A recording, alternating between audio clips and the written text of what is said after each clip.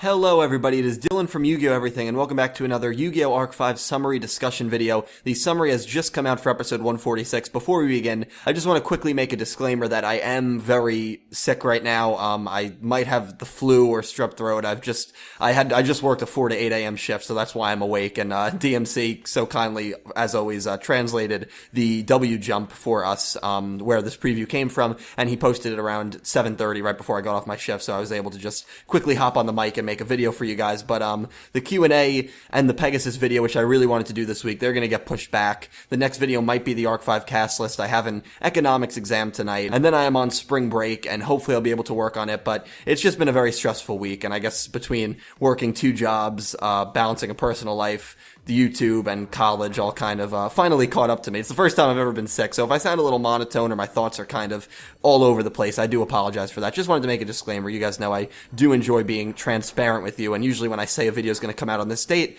I do hold true to that. I do apologize. Again, I am running a high fever, so I do apologize for that. But anyway, here's the preview. Sorry for rambling for a minute.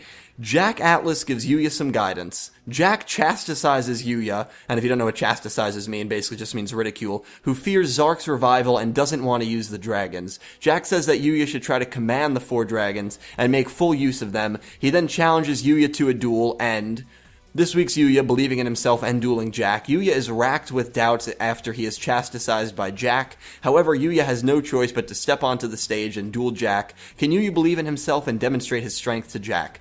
So that's the episode. We knew, I already kind of went on a discussion, a little bit of a rant on Tuesday. If you want to check out that video, I'll link it down below. When we heard that Yuya was going to be dueling Jack, we didn't know anything more. Don't get me wrong, I'm excited for the episode. I'm excited for the episode, and let me explain that. I'm just viewing this episode as an individual duel. The plot has the plot's gone. The plot is gone. Now, there might be a way that they can revive the plot in the last 2 to 4 episodes, because if the show ends at the end of March, it'll be 148. If the show goes to April 2nd, like some people say it will, and it's a 1-hour special, it'll reach 150, which is 4 more episodes. So we might get 4 more episodes after this, but I just feel like the main plot, where I would have rather seen some development between the U-Boys, the Bracelet Girls, Ray, Zark, whatever it may be. Maybe another antagonist that was gonna, the fifth entity kind of theory that I have been, spewing for a while. That kind of seems like garbage now, but it just doesn't seem like they're taking on that plot, and I just wonder if they're going to have enough time. Now, if this show goes 151, 152 episodes and it runs to like mid-April, then I can understand a duel like this, because I guess they have enough time, but with how the constraints seem to be building up against them, I would have just rather not seen a synchro duel.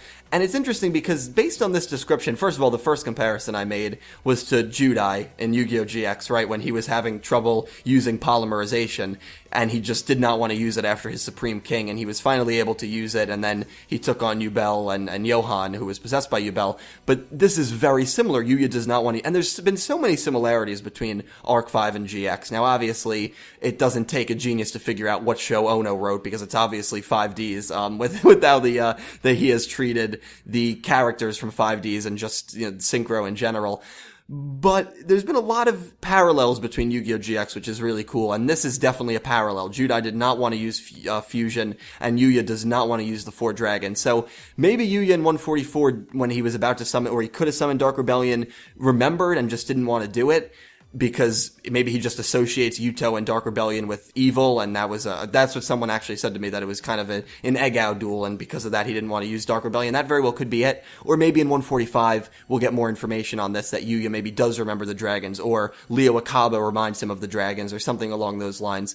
Another very interesting point is this seems to me like it would be the main rival's job, right? It would seem to me like it would be Akaba Reiji's job to confront Yuya and call him out on his crap, but instead Jack Atlas is doing it.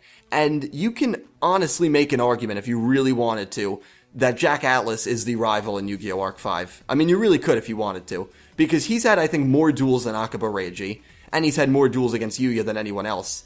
I still consider Reiji a rival. I would still consider Shingo more of a rival, just because Jack is a legacy character, but just think about it from this perspective. If Jack Atlas was an Arc 5 original character, most people would consider him a rival, because it's very similar to the route that Edo did with Judai. 3 duels, he was introduced after about episode 50, he was introduced after the first season, and a good amount of people consider Edo one of Judai's main rivals. Now, I don't, because he kind of entered late and all their duels were only in one season, but this is more spread out, so you could genuinely make the argument that Jack Atlas is Yuya's rival in Arc 5, which is, again, it just kind of shows where the biasness lies in Yu-Gi-Oh! 5Ds. And again, I'm a huge 5Ds fan, but sometimes I think the bias has negatively affected the show. But I'm excited for 145. You guys know I'm going to stay optimistic. I'm excited for this episode. I think it could be a very entertaining duel.